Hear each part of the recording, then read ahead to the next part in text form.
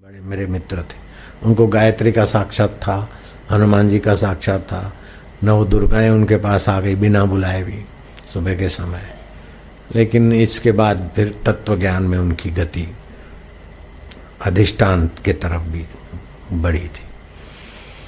उन्होंने मेरे से पूछा कि सच्चे संत की पहचान क्या। मैं क्या सच्चे शराबी की पहचान क्या? बोले खूब दारू पीता हो। मैं क्या नहीं। सच्चे जुआरी की पहचान? बोले जुआ करता हो। मैं क्या नहीं। सच्चे भंगेड़ी की पहचान? खूब भांग पीता हो। मैं क्या नहीं। सच्चे अफीमची की पहचान क्या? बोले अफीम खाता हो खूब। मैं क्या सच्चे अफीमची की पहचान है कि उनके संपर्क में आने वाला अफीमची बन जाए। जुआरी की पहचान है कि और जुआरी बन जाए। भंगेड़ी की पहचान है कि उनके संपर्क में भंगेड़ी बन जाए। ऐसे ही संत की पहचान है कि उनके संपर्क में दूसरे भी भक्त बन जाए, भगवान के प्यारे हो जाए। और बोले वाह भाई वाह, वाह भाई वाह। हमको आलिंगन किया उन्होंने बड़े प्यार से, बड़ी श्रद्धा भाव से। वो थे तो मेरे से उम्र में ज्यादा, लेकिन मेरे प्रति ऐसा सद्भाव जगा उनको कि घर छोड़ के गए थे, नर्मदा किनारे बैठे, तो उनको मेरा वैराग देखकर मेरे प्रति सद्भाव हो गया था। मेरा ध्यान भी रखते थे।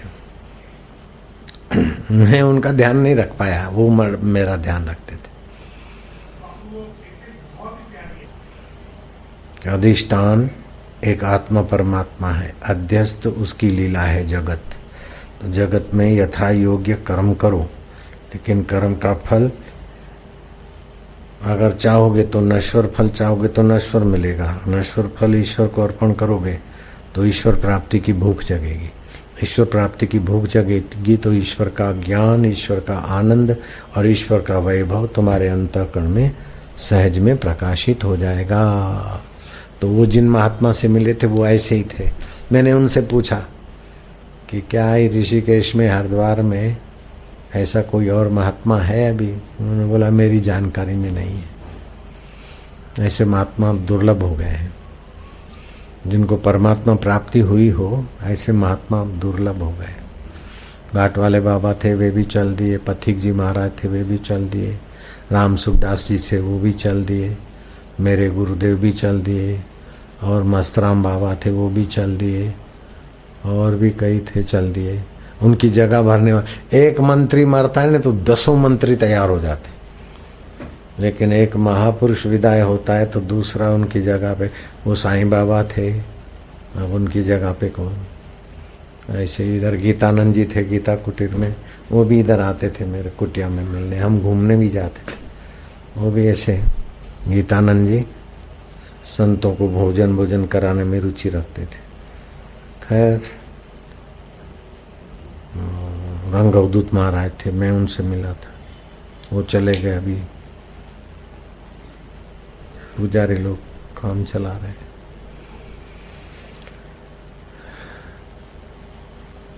यहाँ से 3 किलोमीटर मायापुल होगी, 3-3.5 किलोमीटर। चंडीपुल से सीधे ही हो जाएंगे तो चंडीपुल और मायापुल मिली जुली। वहाँ घाट वाले बाबा रहते थे। तो मेरे मित्र संत थे, सुबह अंधेरे में चले जाते थे जंगल में, 11 बजे 10:30 बजे आते थे, फिर वहीं रहते थे। फिर शाम को जाते तो हम जंगल में ही बैठते थे, उनके साथ घाट पे भी बैठते थे, परमात्मा चर्चा और थोड़ा शांति में मस्ती भी खूब करते थे हम।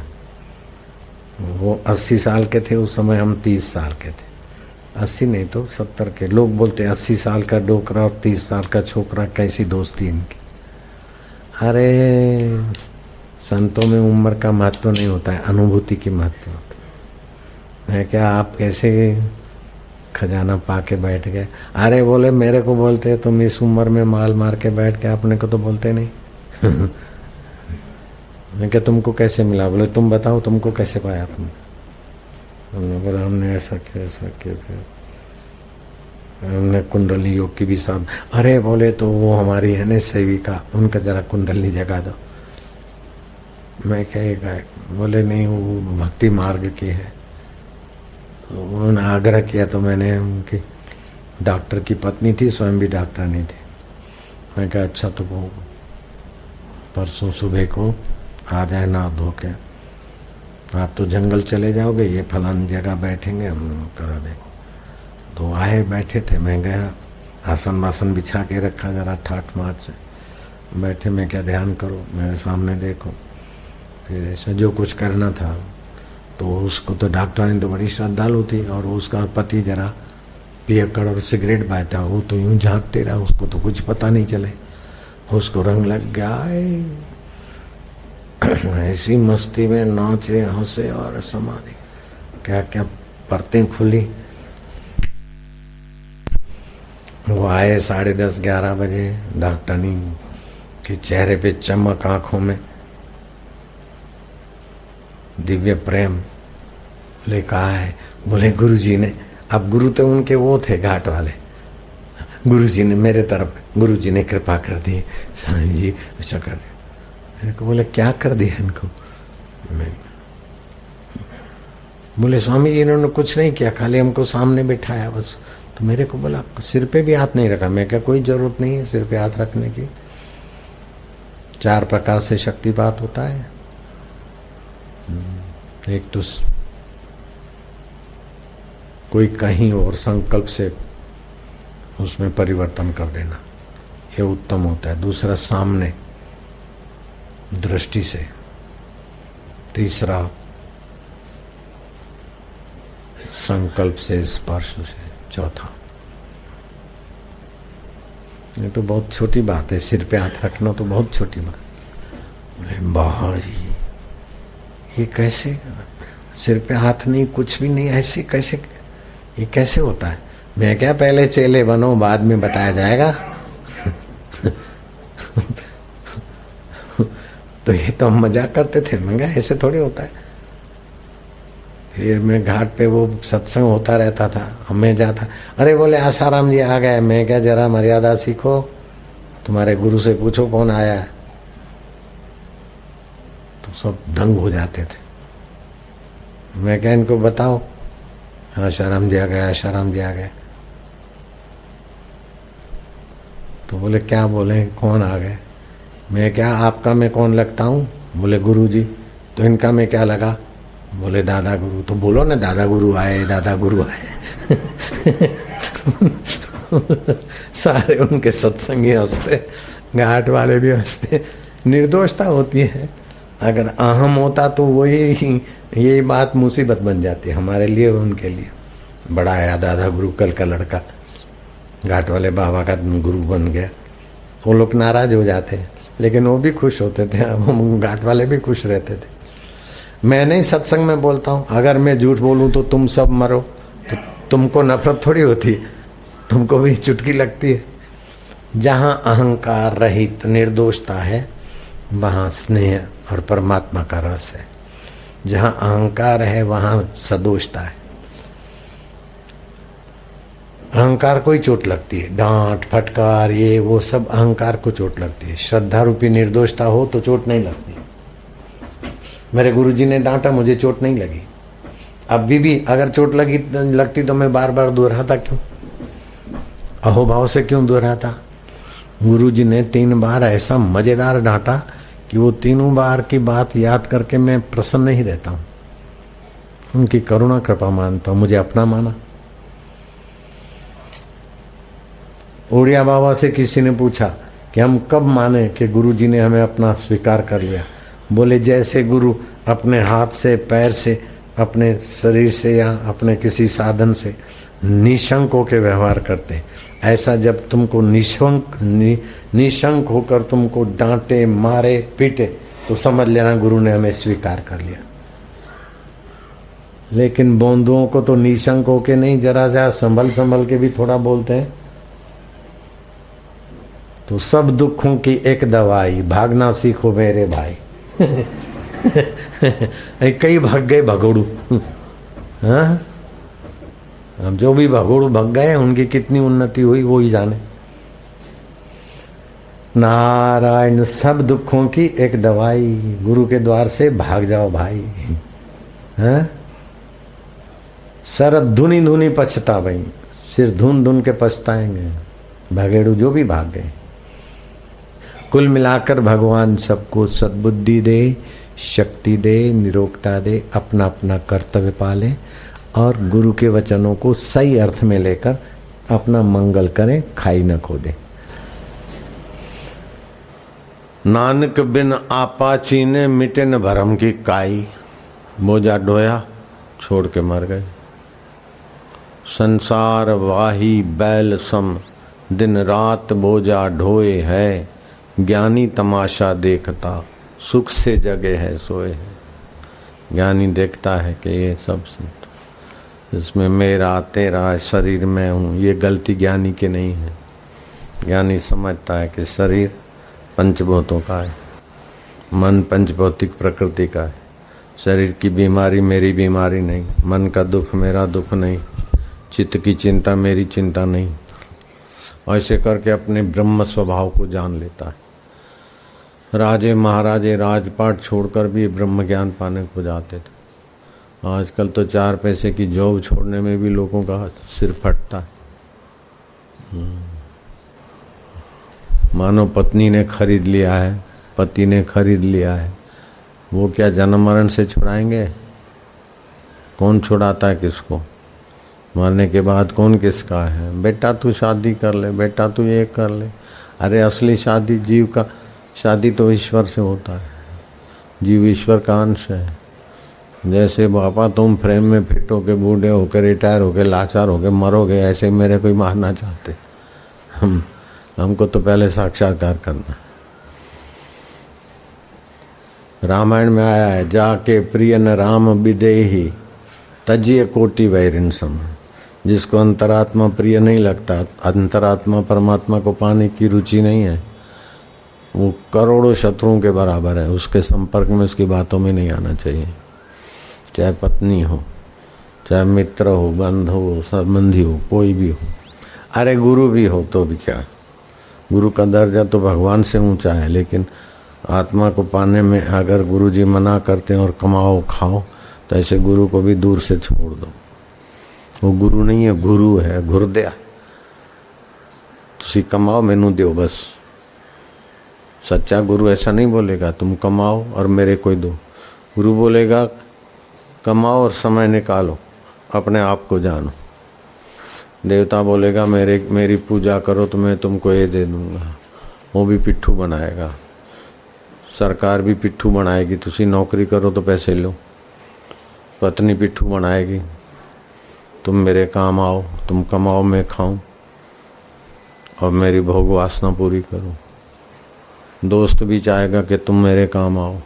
एक तो भगवान और सतगुरु चाहेगा कि हे जीवात्मा, तू अपने चैतन्य को पाकर मुक्त हो जा, बंधनों से छूट जा। असली तेरा यही कर्तव्य है, सदा के लिए सब दुखों से छूट जा, सब कर्म बंधनों से छूट जा। क्योंकि तू अमर है, ये शरीर मरने वाला है। तू चेतन है, शरीर जड़ है। तू ज्ञान स्वरूप है, शरीर अज्ञान स्वरूप है। पढ़ लिख के दुनिया का कचरा भरे, ग्रेजुएशन हो गया, क्या रोटी खा के मरे और क्या किया जख मारे। अरे बड़ा ऑफिसर है, बड़ा साहब है, लो बड़ा अहंकार है, और क्या है। राजा दुखिया प्रजा दुखी, सकल सृष्टि को राजा दुखिया। नानक सुखिया, सुखी बसे मिस्कीना जिन नाम आधार। और नाम का भी अर्थ समझकर, नाम जहाँ से स्फुरित होता है उसमें स्वरूप में जग गया, वो सुखी। तो राजा भरतरी ने देखा कि मेरी पिंगला रानी इतनी सुंदरी, वो मर गई, मेरे बिना खाना नहीं खाती थी। अरे पिंगला पिंगला पिंगला, ओ पिंगला में मोह फंसा। पिंगला की का जनादा, ठाठड़ी बोलते हैं कई लोग, काई बोलते हैं, जो भी अर्थी। उसके पीछे राजा भी हो लिया, अरे पिंगला तू मर गई मेरे को छोड़ के। गोरखनाथ ने देखा कि इतना बड़ा बुद्धिमान राजा क्या कर रहा है, वो भी जनादे में साथ में हो गए। उनके हाथ में हांडी थी मिट्टी की, राजा के साथ ही साथ चल रहे थे वेश बदल। कोई संत चलते चलते 2 कदम आगे गए और हांडी फेंक। हाय रे हांडी तू में मर गई। अरे हांडी तुझी में खाता था, तुझी में पानी पीता था, सोता था तो तुझे सिराने रखता था, अब मेरा क्या होगा। अरे हांडी रे हांडी। वो भरत रो रहे थे, बोले ये कैसे हो। अरे महाराज हांडी वो तो मिट्टी की थी, मिट्टी तो मौजूद है, खाली आकृति टूटी, जरा सी हांडी के लिए रोते हो, ऐसा क्या करते हो, जरा तो ख्याल करो। अरे बोले मेरे को उपदेश देता है तो ख्याल कर, वो भी तो हांडी फूटी तेरी, पिंगला रे पिंगला, 5 भूतों का शरीर है, जला देंगे तो जल अंश में जाएगा, वायु में जाएगा, पृथ्वी जैसे हांडी के टुकड़े पड़े ऐसे मिट्टी के टुकड़े, हड्डियां तो पड़ी रहती। अपने को समझाने, मेरे को क्या समझाता। हाँ? देखा तो ये साधु के वेश में आप गुरु जी गोरखनाथ जी है। हाँ बोले, आता तो वैसे उस रूप में नहीं आने देता, इसीलिए रूप बदल के आया कि मेरा ये सत्संगी क्या कर रहा है।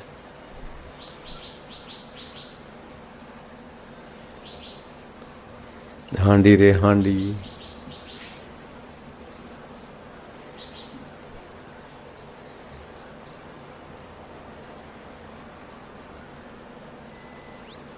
बस लग गया राजपाट छोड़ के, बहुत लगाकर जोगी गोरखनाथ के चरणों में आ गए। हाँ बड़ा विचारवान,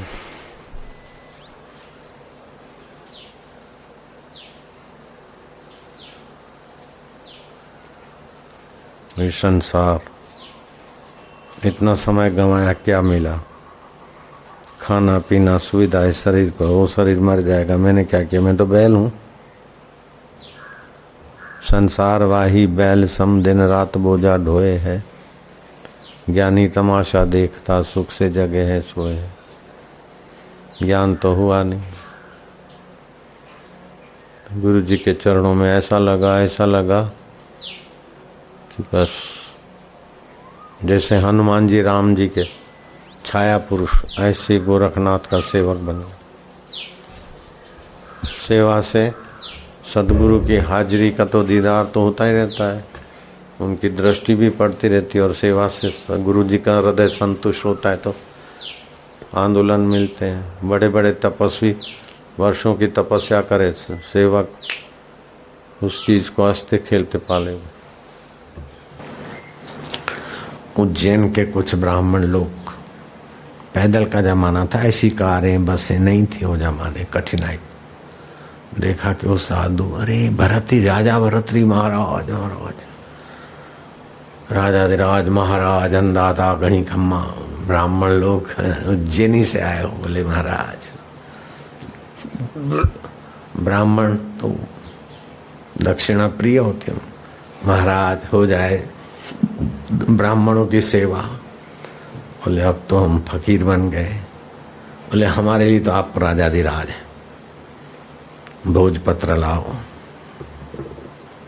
लिख दिया, इस ब्राह्मण को मनोवांछित दक्षिणा देकर संतुष्ट करोगे तो मुझे अच्छा लगेगा, मुझे मेरे मंत्रियों पर भरोसा है जिनको मैं राज दे आया हूं। चिट्ठी देखकर ब्राह्मण दंग रह गए कि हमारे महाराज सब कुछ दे गए, एक ब्राह्मण को संतुष्ट करना क्या। बोले अभी रात हो गई है, आप ब्राह्मण सुबह आना, 7 खजानों खोल के रखेंगे। चांदी के सिक्कों का खजाना होगा, अशरफियों का होगा, मोतियों का होगा, मणियों का होगा, हीरों का, जवाहरात लाल। वहां आप चलेंगे, जितना उठा सकेंगे वो आपका ही हो जाएगा। एक से एक खजाना कीमती देखा। अब सबसे ज्यादा कीमती तो हीरे, हीरे भी उठाएंगे तो 1 मन उठाएंगे। आधा मन एक पूरा गोदाम, हीरे मोती जवाहरात जो भी खनिज। सोचा कि 7 गोदामों में से एक गोदाम में से कुछ भी उठाना है, और मैं कितना उठाऊंगा, फिर ले जाऊंगा तो उसकी रक्षा के लिए चोर डाकू ये वो, जिनके पास इतनी फौज और इतने खजाने, वो छोड़कर जो चीज़ पाने को ले चले गए। मैं वो चीज़ पाता कि ये वो जो उल्टी करके छोड़ गए, उसी में से थोड़ा सा, उल्टी का सब मसाला नहीं, थोड़ा सा लेकर मैं खुश हो जाऊं, मुझे धिक्कार है। क्योंकि संत के दर्शन का पुण्य होता है, बुद्धि में सोच विचार बढ़ते।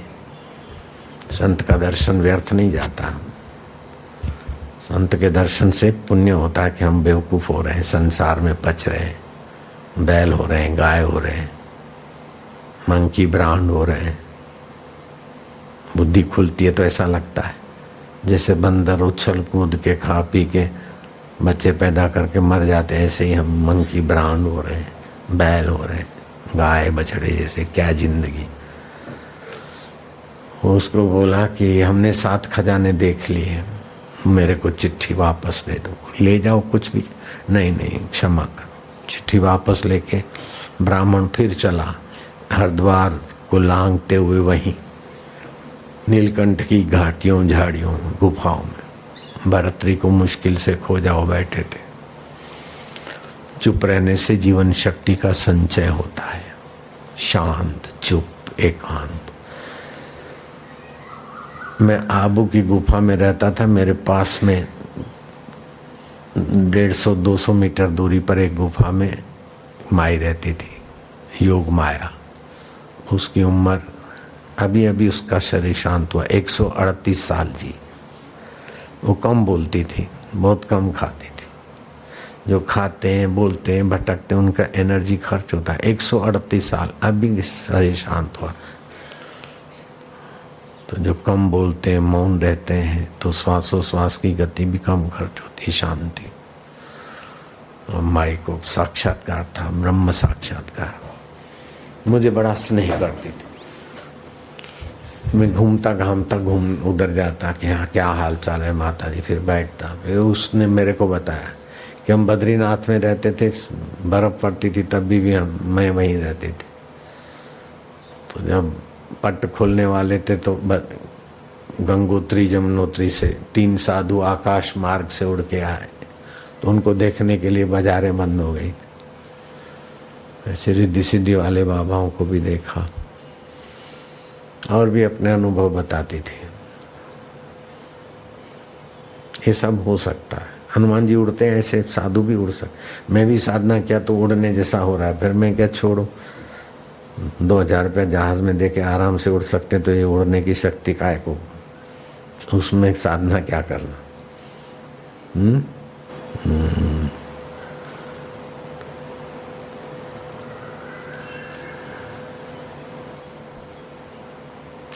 महाराज ये चिट्ठी आपकी। बोले क्यों नहीं लिया? बोले महाराज आप सब कुछ छोड़कर जो चीज पाने को यहाँ आए हैं, नीलकंठ की शांत एरिया में, एकांत में कहीं विचरण करते हैं गंगा किनारे, हमें वही दीजिए। और आपने ये सब क्यों छोड़ा? वो ज्ञान भी दीजिए और छोड़कर जो चीज पाने को आए उसका भी स्वाद चखाइए। हमें आपके हीरे जवाहरात जो आप उल्टी करके आए वो हमको नहीं चाहिए। भरतरी खुश हुए कि 10-20 करोड़ के हीरे छोड़ दिया ना, 10-20-50 करोड़ की चीज छोड़ दिया ना। पूरा उठाता तो 10-20-50 करोड़ के हीरे हो जाते।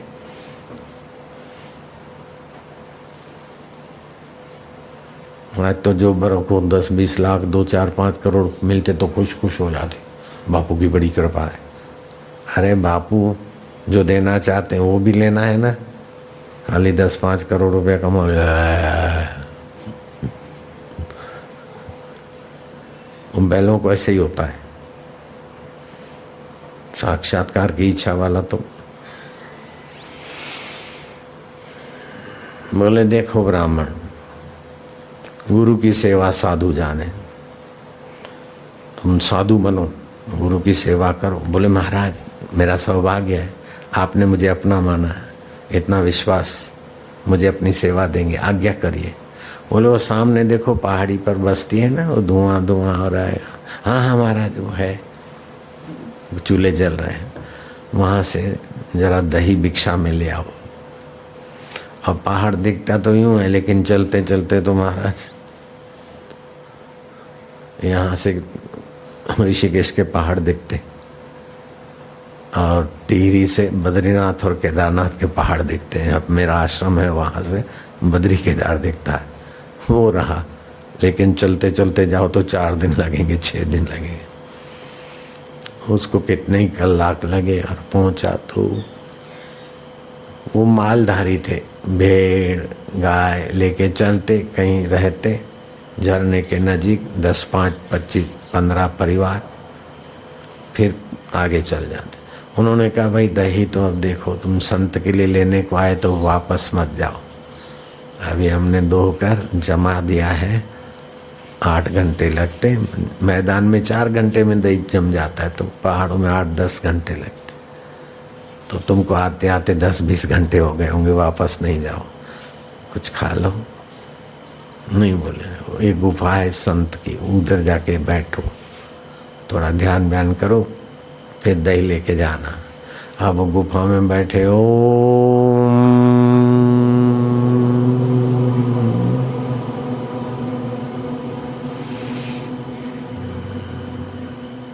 तो गुफा में पूर्व काल में किसी संत पुरुष के वाइब्रेशन थे, और भरतरी ने भी थोड़ा क्या, उसकी समाधि लग गई।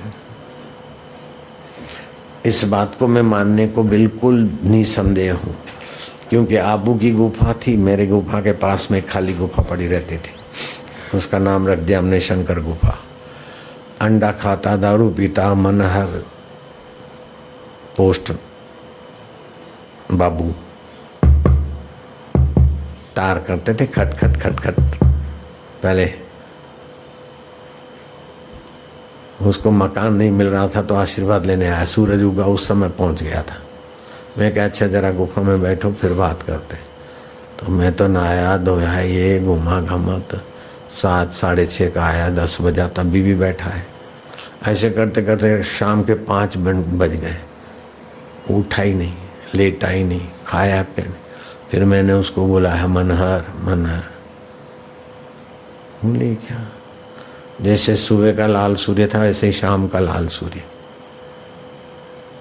वो ध्यान का धनी, अंडा और मांस खाने वाला व्यक्ति भी स्थान के प्रभाव से ऐसा हुआ, वो मैंने अपनी आंखों से देखा। और तुमको पता है कि बापू जानते हैं झूठ बोलने से तपस्या नाश होती है, प्रभाव नाश होता है। बापू झूठ से परहेज करते हैं।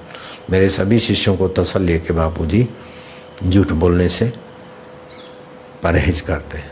झूठ नहीं बोलते हैं, ये तो बड़ा झूठ है, हो ही जाता है थोड़ा बहुत, लेकिन सावधान हो जाता हूँ।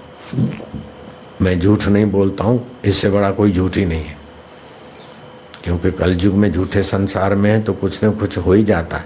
फिर भी जब सावधानी होती तो बच जाते हैं। हाँ भाई, ये मैं अपनी ओर से कहूँ, लिखा हुआ नहीं, मेरी मिलावट है। ऐसा करके हम थोड़ा संभलते रहते हैं। झूठ से हम परहेज करते हैं, झूठ नहीं बोलते हैं, ऐसा दावा करना बड़ी झूठ है। नारायण नारायण नारायण। तो बैठा 1 दिन 2 दिन 3 दिन बीत गए। वो हमारा अंडा खाने वाले को पूरा दिन बीत गया, तो ये ब्राह्मण देवता को 3 दिन बीत जाए तो आपको संशय नहीं करना चाहिए। 3 दिन बीते, कुछ काफी समय बीत गया कथा में। उठे तो देखा कि वो गांव कहाँ गया। मालधारी थे, झोंपड़े बनाए थे तो चल दिए। दही तो दही की जगह पे रहा, गांव ही गायब। ये सब क्या? वापस आए, बोले महाराज ये क्या? बोले ऐसे ही है संसार, जहाँ बस्तियां हैं वहाँ उजाड़, जहाँ उजाड़ है वहाँ बस्तियां। संसार सपने की नहीं है, ऐसा समझ के मैंने राज छोड़ा। दही नहीं लेना था, तेरे प्रश्न का उत्तर देना था। और क्या चीज पाने के लिए छोड़ा है? आत्मविश्रांति। उसकी झलक तेरे को मिली, देखो कितना समय बीत गया। तो आत्म वैभव है, आत्म सुख है। भगवान नारायण देवशयनी एकादशी से लेकर प्रबोधनी एकादशी, देवजगी एकादशी, 4 महीने उसी ध्यान समाधि में रहते, उसी में। ब्राह्मण ने कहा महाराज मैं वो हीरे मोती लेता तो उसको संभालने और भोगने में अल्पायु होके खत्म हो जाता। चिट्ठी वापस लेके आया तो असली हीरे का द्वार भी आपने दिखाया। आभारी हूँ, कृतज्ञ हूँ। इसमें करना नहीं है, केवल वासना हटी, घटना घटी। वासना हटी दुनवी तो घटना घटी। नींद में क्या करना पड़ता है, मुझे नींद आए ऐसा विचार भी हट जाता और नींद आ जाती। ऐसे ही है यहाँ, बहुत आसान है, कठिन नहीं। करके सुखी होने की आदत मिटाने के लिए सेवा करो तो वो भोग की वासना कर्म योग में आ जाएगी। फिर मौका मिले तो उच्चारण करके ध्यान करो तो चंचलता मिट जाएगी। गुरु का सानिध्य और सेवा से, उनकी दृष्टि से, उनके संकल्प से नासमझी की परतें हटती जाएगी। साक्षात्कार। ग्रेजुएशन में तो बहुत साल चाहिए, बहुत मेहनत चाहिए, इसमें ऐसा नहीं है। गुरु की सेवा साधु जाने, गुरु सेवा क्या मूड बिछाने। और कहाँ तो पत्नी मर गई, उसके पीछे रो रहे थे, और कहाँ राजा भरतरी हो गए। अभी भी अमर जोगी में भरतरी का नाम। राजा भरतरी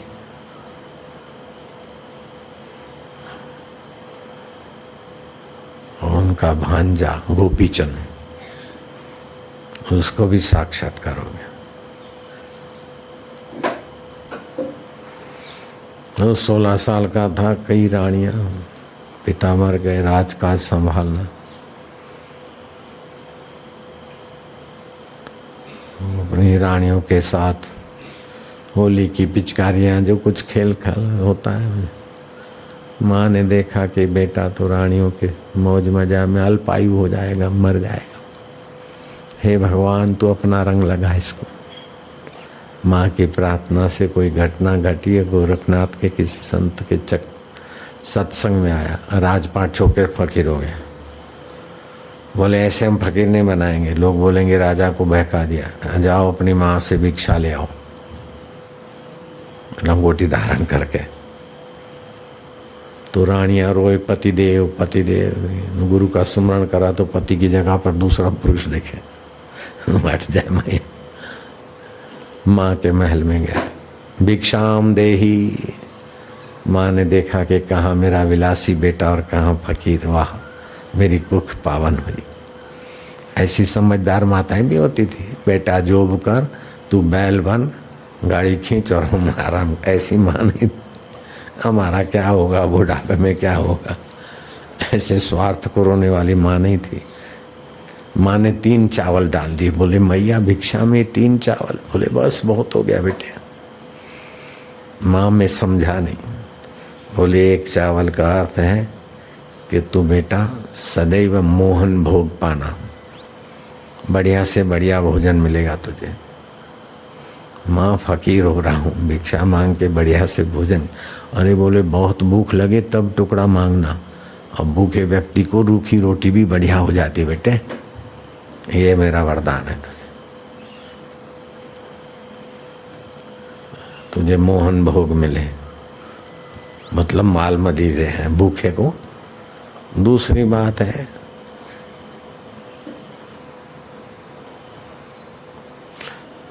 तू सदा सहजा पर सोना,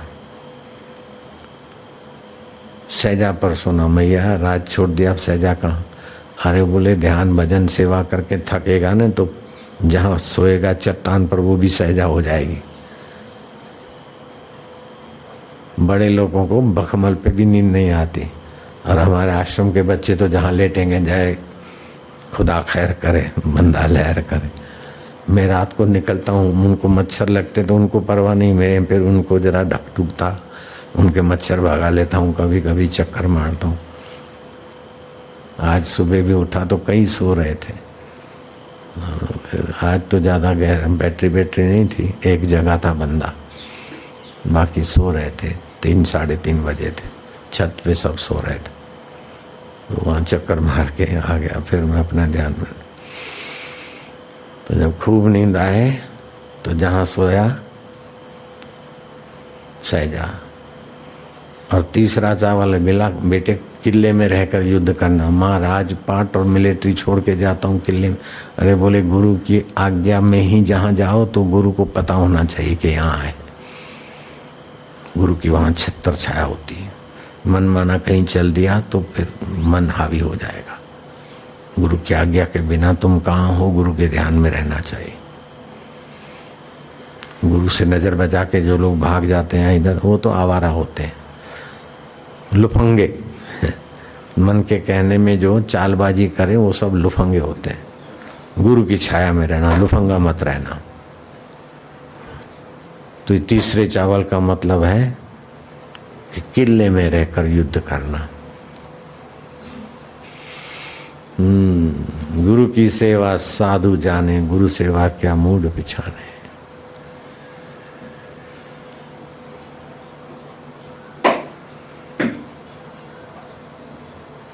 तो कहाँ तो करोड़ों अरबों रुपए के हीरे ठुकरा कर गुरु की कृपा चाहते हैं, और कहाँ गुरु की नजर बचा के मन रूपी लुफंगे के कहने में आते। खाली जो भाग गए वो लुफंगे नहीं, जो मन के कहने में आ जाता है और अपना लक्ष्य भूल जाता है तो मन तो लुफंगा, जो मन के साथ जुड़ा वो सब लुफंगे की दोस्ती में आ जाते। तो गुरु ऐसा बोलते तो उसके पीछे भी गुरु की करुणा है, अपनात्व है। समझो किसी को बोलते तो सबके लिए नहीं बोलते हैं, लेकिन गुरु जी किसी के बोलते भी हैं तो श्री कृष्ण ने कृपा करके 108 गालियां दी, मैंने तो एक ही दी अभी। समझो मानो हमने किसी के लिए कईयों को लक्ष्य करके बोला, लेकिन किसी ने अपनी ओर ले लिया, तभी भी तो एक ही हुई। तो गोपी चंद को माँ ने 3 चावल दिए, किले में रहना, मोहन भोग पाना और सहजा पर शयन करना। तो उद्देश्य बना ले ब्रह्म सुख का। हम तो जानबूझ के ऐसी जगह जाते जहां अपमान हो।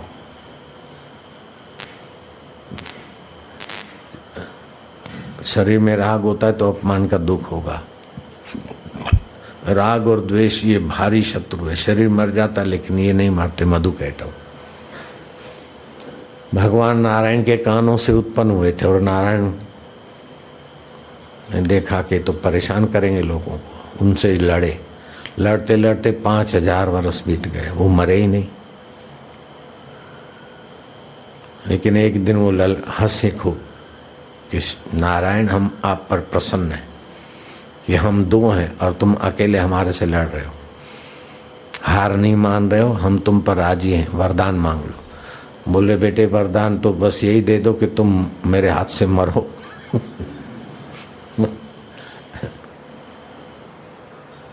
कैसे मरोगे? बोले महाराज वैराग्य और प्रेम होगा वहां हम मर जाएंगे। संसार में राग होता है, किसी से नफरत होती है, नफरत की जगह पर प्रेम रख दो, राग की जगह पर वैराग रख दो, हम मरे मराए हैं। 5000 वर्ष में नारायण जूझते जूझते उनको मार नहीं पाए, लेकिन सत्संग की ऐसी युक्ति ये वैराग्य और प्रेम अथवा अभ्यास। अभ्यास न तू कौनते वैराग्य न गृहते। जिस माहौल में रहते हो वहाँ वही का वही करना, न चाहते हो भी वही के वही फिसलाहट होती। इसलिए उस माहौल से थोड़ा व्यक्ति जब रोता है, निगेटिव सोचता है, मैं दुखी हूँ, परेशान हूँ, तो 35 से 40% ऊर्जा नाश हो जाती। जब काला मुंह करता है पति पत्नी का व्यवहार तो 55 से 60% शक्ति लॉस हो जाती।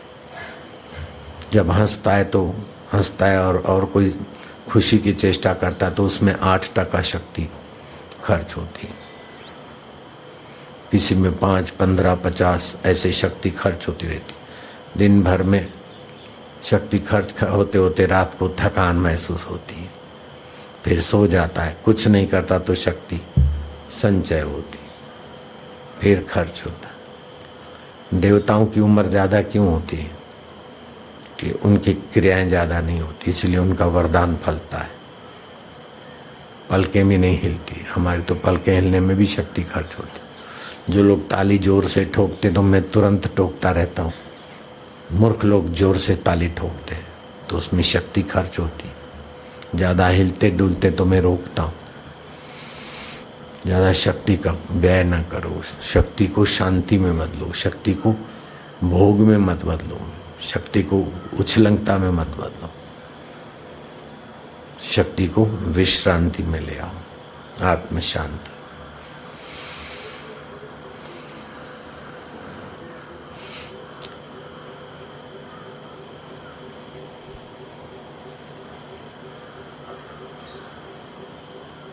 अकेले बैठे, अरे तो अकेले बैठे तो सौभाग्य की बात है, शांत हो। अकेले आए अकेला जाना नहीं, चैनल चालू कर दे। अपने आप में तृप्त नहीं है, अतृप्त है, तभी चैनल से सुख लेता है। फिर उससे मजा नहीं आया तो दूसरी दवाई उससे लिया, तीसरी। बहुत छोटी मानसिकता वाले। हे पान मसाला तू सुख दे, हे चैनल के प्रोग्राम तू सुख दे, शक्ति नाश करके ठोस हो जाती।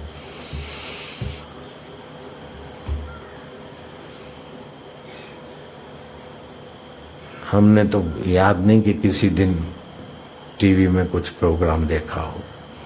कभी कभी पहले शुरू में कोई दिखाया होगा थोड़ी देर, बाकी तो कई महीने कई वर्ष बीत जाते। मैंने अपना सत्संग भी किसी चैनल में आधा घंटा नहीं देखा आज तक। किसी ने लाके दिखाया तो 10-5 मिनट, मेरा अपना नहीं दूसरे किसी का दिखाया तो मैं क्या चलो ठीक है, काय को आंखों की रोशनी उधर खत्म करो, काय को बाहर खर्च करो, अपने में रहो, अपने मतलब का। आप ईश्वर की तरफ, दूसरों को ईश्वर की तरफ। शक्ति का संचय, शक्ति का आध्यात्मिककरण, कर्म का आध्यात्मिककरण, भाव का आध्यात्मिककरण, ज्ञान का आध्यात्मिककरण, बस हो गया।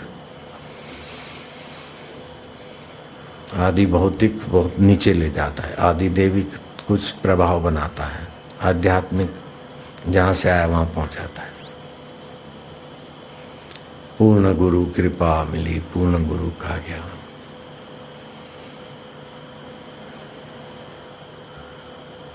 संसार वाही बैल सम, दिन रात बोझा ढोए। जागते तो भी करते रहते, सपने में भी कुछ न कुछ उधेड़ बूंद करके बोझा ही ढोते हैं।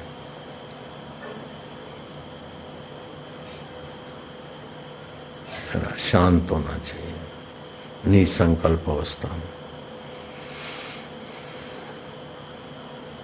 मजे की बात है, हम हरिद्वार आते हैं तो बहुत लोग आते हैं, समितियाँ आती हैं, तो हम चाहते हैं कि हम जहाँ जाना चाहते, ले जाना चाहते हैं वो वहाँ चले। वहाँ तो नहीं, अब जा रहे हैं, आप चलो, प्रोग्राम दो, चलो चलो चलो, लुधियाना चलो, चंडीगढ़ चलो, उज्जैन चलो, हैदराबाद चलो, फलानी चलो, कितनी समितियाँ, बस चलो ही चलो। हम चाहते तुम अंतर्मुख हो जा, हम जहाँ ले जाना चाहते वो नहीं बेटे चलते। मेरे को ही चलाते रहते हैं, 72 साल की उम्र तक चलाया, अब तो थोड़ा तुम मेरे तरफ चलो, बैठो, शांत हो, जरा अनुष्ठान करो, एकांत में रहो। जीवनी शक्ति खत्म हो जाएगी, बुढ़ापा हो जाएगा, लाचार हो जाएंगे।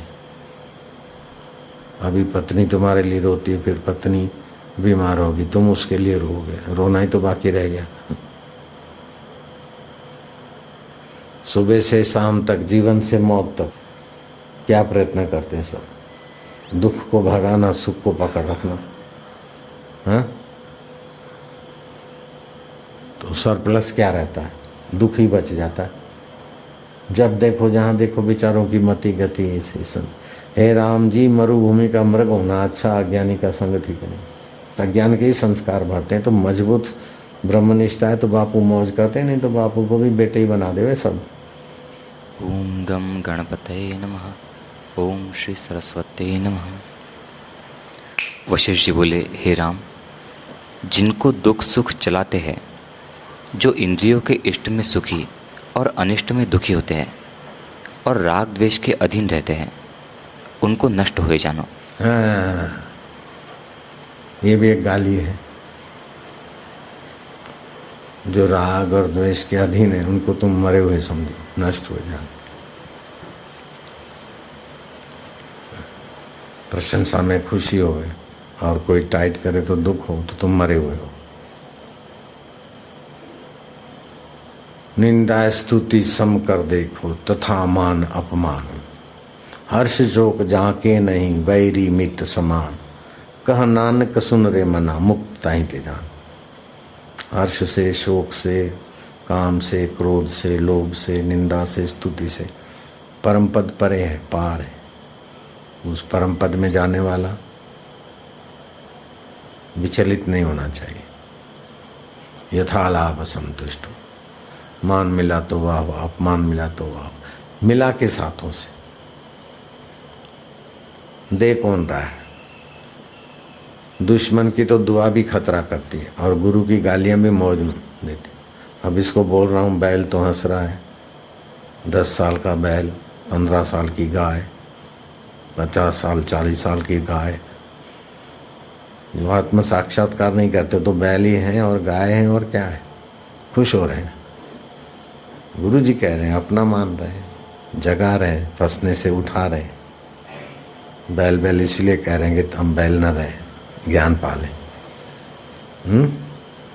श्री कृष्ण ने 108 गालियां दी। नराधमा आसुरम गावम आशिता विमूढ़ा, 108 गालियां दी। वो कृपा करके दिया गीता में।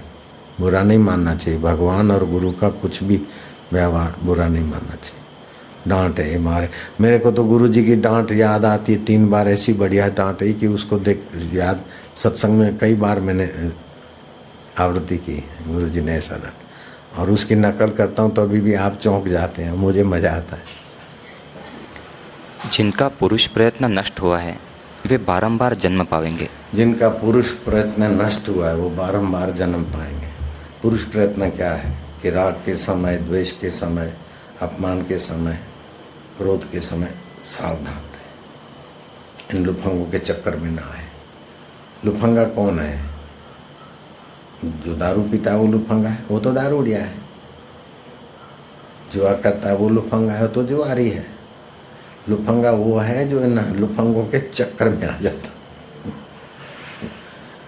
काम, क्रोध, लोभ, मोह, राग, द्वेष उन्हीं के साथ जीता है, अपने आप में नहीं आता। वो सब हर चीज की अपने अपने ढंग की व्याख्या होती रहती है। नारायण हरि हरि ओम हरि। और जिनको सुख दुख नहीं चलाते उनको अविनाशी जानो। जिनको सुख दुख चलाते नहीं है उनको अविनाशी जानो। ब्रह्मज्ञानी अविनाशी पद में होते। चलो। हे राम, राग द्वेष तब होता है जब मन में इच्छा होती है, और इच्छा तब होती है जब संसार की सत्यता मन में दृढ़ होती है। संसार की सत्यता दृढ़ होती नहीं तभी राग द्वेष इच्छा है। हम मिथ्या है, बदल रहा है, फिर उसको सत्य मान के क्यों परेशान? हाँ जी। मनुष्य जिसको असत्य जानता है उसको बुद्धि नहीं ग्रहण करती और उसकी इच्छा भी नहीं होती। जिसको मिथ्या जाने ना उसमें सतबुद्धि नहीं होनी चाहिए। ये सब बदल रहा है, मिथ्या है। सतबुद्धि परमात्मा में करो। बदलने वाले मिथ्या संसार में सतबुद्धि नहीं करो। और जिसको सत्य जानता है उसमें बुद्धि दौड़ती है। हे राम, अज्ञानी को संसार सत्य लगता है, इससे दुख पाता है। अज्ञानी को संसार सत्य लगता है, आत्मा का ज्ञान नहीं है ना, तो शरीर को भी सच्चा मानता है, संसार को भी सच्चा मानता है, इसलिए दुखी, टेंशन पढ़े, बैल ही बैल बन जाता है। आत्मा का ज्ञान होना चाहिए, बदलता है वो सच्चा कैसे है? देखत नैन चलो जग जाई, का मानकू को थिर न रहा। सब बदल रहा है, सब स्वप्न है, सत्य नहीं है। तो मिथ्या के लिए इतना पढ़ो, इतना करो, इतना करो, आखिर में है संसार वाही बैल सम, दिन रात बोझा ढोए है, ज्ञानी तमाशा देखता सुख से जगे है सोए है। आत्मज्ञान का मस्ती में जब वह शांत पद का यत्न करे तब दुख से मुक्त हो। हे राम, जो विद्यमान है वह अविद्यमान हो जाता है और जो अविद्यमान है वह विद्यमान हो जाता है। जैसे स्वप्न में जैसे स्वप्न में विद्यमान दिखता है, आँख खुली तो अविद्यमान, और नींद में जो अविद्यमान था जागृत में विद्यमान। तो विद्यमान अविद्यमान, अविद्यमान विद्यमान, ये दोनों जिससे दिखता है वो वास्तविक में विद्यमान मेरा आत्मा है, जो कहते हो। स्वप्न में तो जागृत नहीं है, जागृत में स्वप्न नहीं है, सुषुप्ति में दोनों नहीं है, लेकिन मैं चैतन्य तो तीनों में हूँ। वो कौन हूँ? ऐसा करके उस आत्म चैतन्य में करे तो फिर बड़े से बड़ी आपदाएं, बड़े सा बड़ा अपमान, बड़े सा बड़ा दुख चोट नहीं करता। अभी थोड़ा सा भी, जरा सा भी चोट करता है। भरतरी को कितने कष्ट मिले, पार हो गए। हमको कितना कितना होता था, कभी हम भागे नहीं।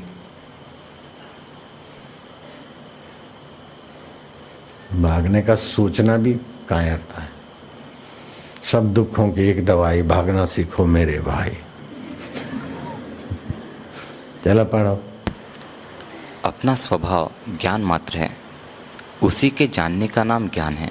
ज्ञान से भागो नहीं, विपत्ति से भागो नहीं, दुख से भागो नहीं, सुख से भागो नहीं, सबको पसार होने दो।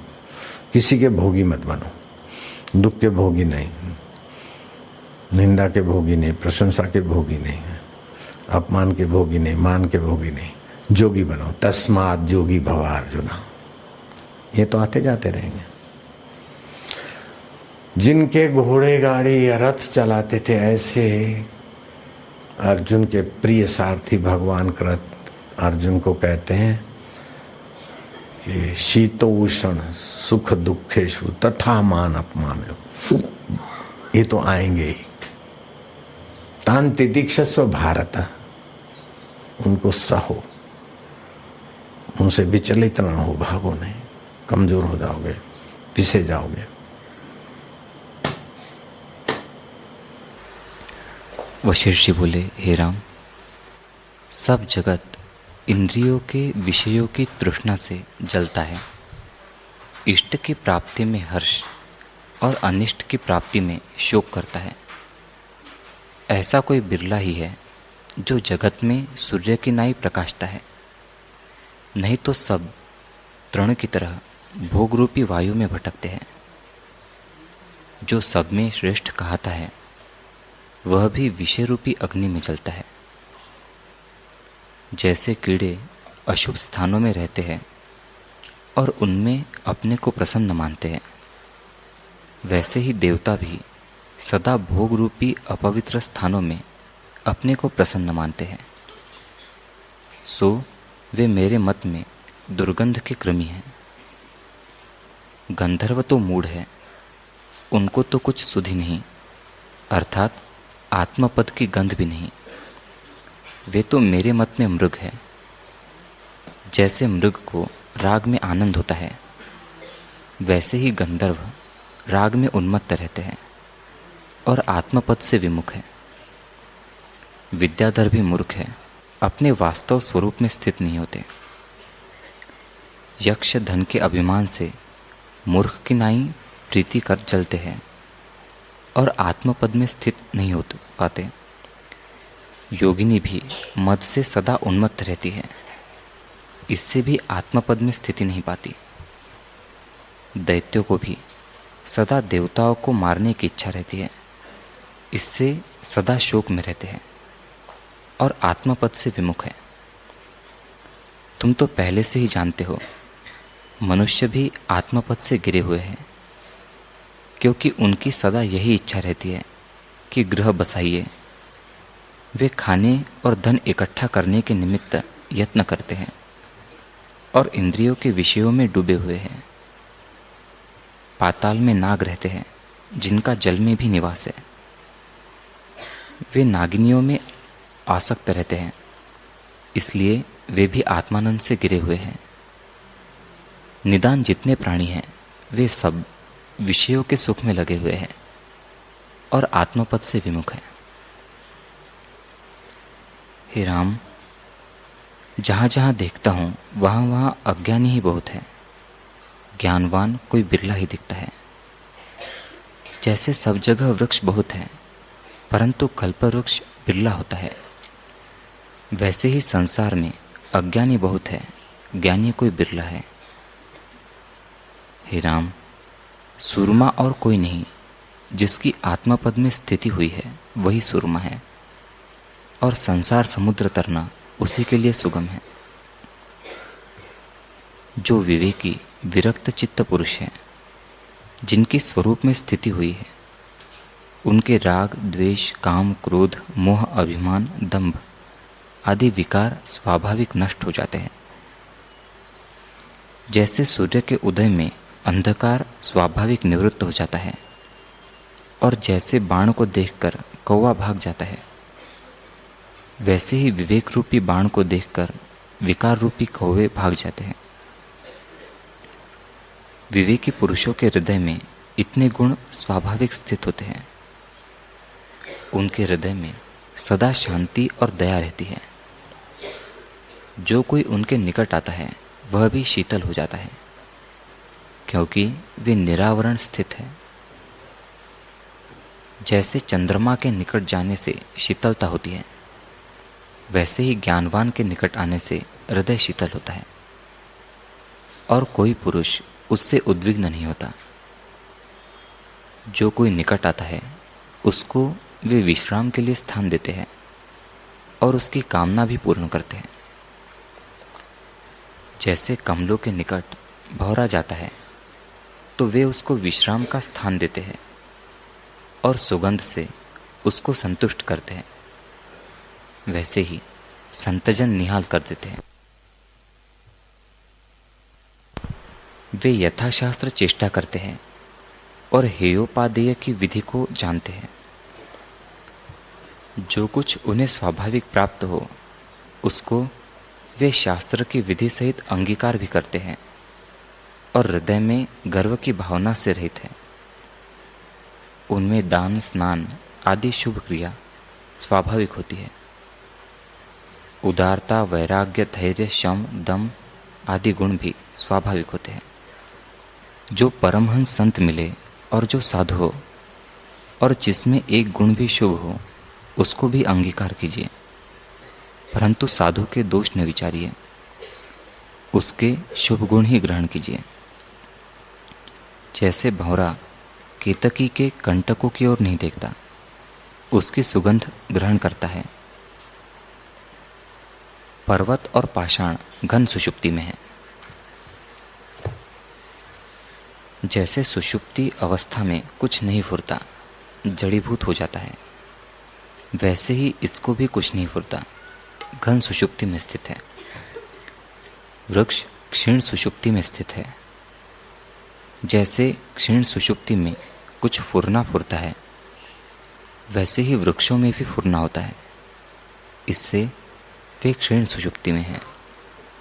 पक्षी, कीट ओम ओम ओम ओम ओम।